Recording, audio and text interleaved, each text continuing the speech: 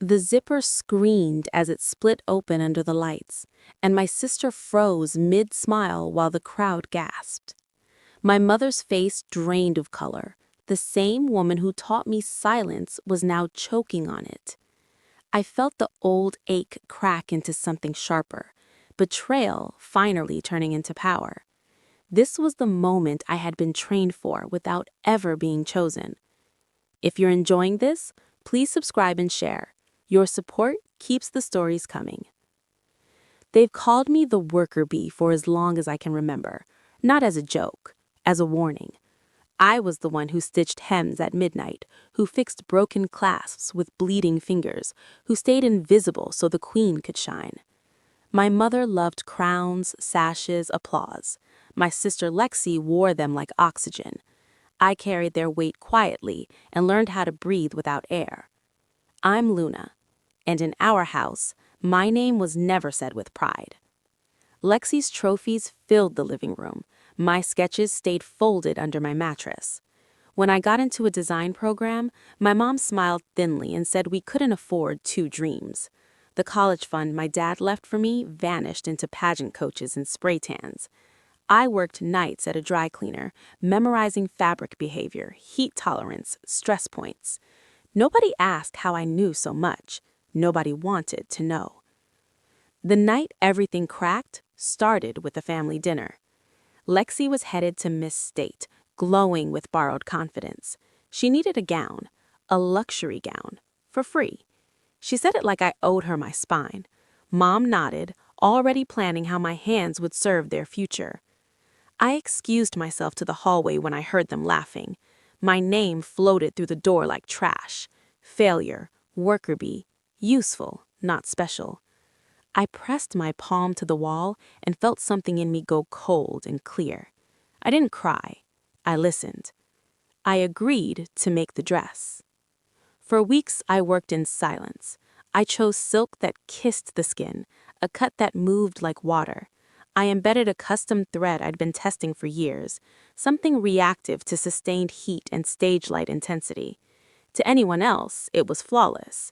To me, it was timing. At the pageant rehearsal, Lexi barely looked at me. Mom squeezed my arm too tight, a reminder of my place. The audience buzzed, cameras rolled. I watched the lights warm, watched the fibers begin their quiet countdown.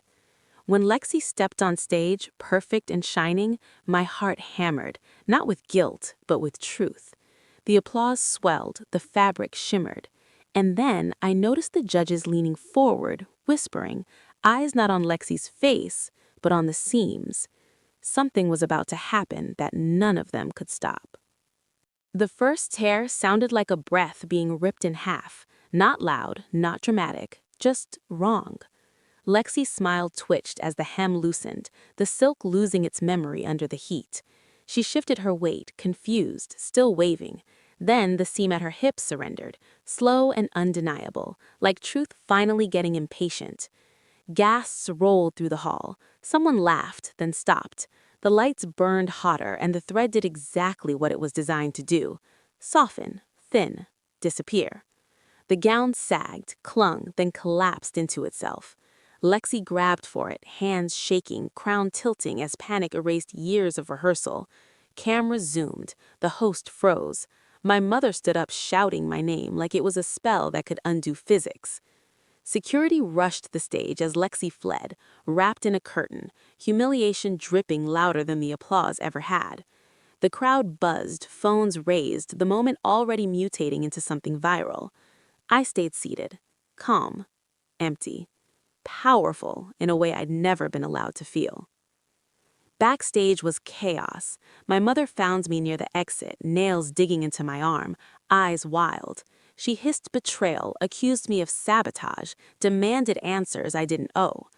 I looked past her at Lexi, mascara streaked, shaking, finally human. For 1 second, our eyes met. She saw me, not as a tool, not as a shadow, but as the person who understood how things fall apart. I walked away.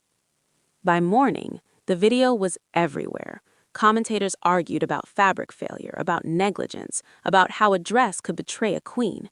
My phone buzzed nonstop. unknown numbers, clipped voicemails, people asking who made the gown. My mother left 10 messages that sounded less like anger and more like fear. Without the crown, she didn't know who she was. I returned to my tiny studio and locked the door. I replayed the footage not with satisfaction, but with precision.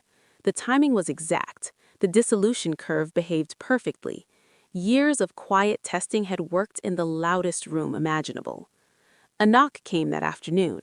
A woman in a charcoal coat stood there, calm amid the noise. She introduced herself as Mara, creative director for a top fashion house I'd studied in secret. She didn't ask about the scandal, she asked about the thread, about stress tolerance, about why the failure looked intentional but elegant. "You didn't destroy a dress, you revealed a system," she said softly. We talked for hours, about materials, about ethics, about power. She offered access, labs, mentors, education I could never afford. Not charity, respect. When she left, she handed me a card and said they were watching. That night, my mother showed up again, this time pleading. She talked about family, about fixing things, about how Lexi needed her now more than ever. I listened, feeling the old pull weaken. I told her no. As I closed the door, my phone lit up with a message from an unknown number. A contract draft. Subject line simple and terrifying. Opportunity. I hadn't signed yet. I signed the contract at sunrise, my hand steady, my name finally feeling like it belonged to me. The offer wasn't just a job. It was access to research labs, advanced materials, and an education paid in full. They didn't want me as a seamstress, they wanted me as an innovator. The worker bee had been studying the hive the whole time. The fallout was loud. Lexi's sponsors disappeared within days. The pageant board released a careful statement about unforeseen wardrobe failure, but the internet wasn't careful at all. Clips slowed down, zoomed in, analyzed frame by frame. People stopped talking about Lexi's walk and started asking who engineered the dress. My name surfaced quietly at first, then everywhere. My mother tried once more. She sent a long message about forgiveness, about how families survive storms. I read it without shaking. I replied with one sentence: "I'm choosing myself." And then I blocked her. The silence afterwards wasn't empty, it was clean. Mara flew me out a week later. Glass buildings, white rooms, machines that listened when you spoke mathematics into them. For the first time, people asked me to explain my thinking and waited for the answer. They didn't interrupt, they didn't minimize, they didn't take credit. I worked until my brain burned and every hour fed me instead of draining me. On my first day, I caught my reflection in a mirrored wall. No crown, no applause, just a woman who knew exactly what she was worth. I thought about that hallway, the laughter through the door, the names they used to keep me small. I didn't feel revenge anymore. I felt distance. Months later, a prototype I designed hit the runway, not as a stunt, but as a statement. Fabric that adapted, strength hidden inside beauty. Reviewers called it revolutionary. Investors called. Schools called. I didn't answer all of them. Sometimes people still ask about the pageant, about my sister, about whether I regret it. I tell them the truth. I didn't destroy anyone.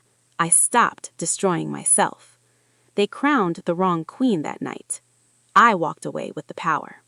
The story ends with Luna finally standing in the light she earned, far from the shadows of her mother and sister. The worker bee had become the architect of her own destiny, proof that talent and perseverance can turn years of silent struggle into unstoppable success. No crowns, no applause, no borrowed glory. Just Luna, in control, thriving, and free. Her past didn't define her. Her future was hers to write. The hive was behind her. The world was ahead.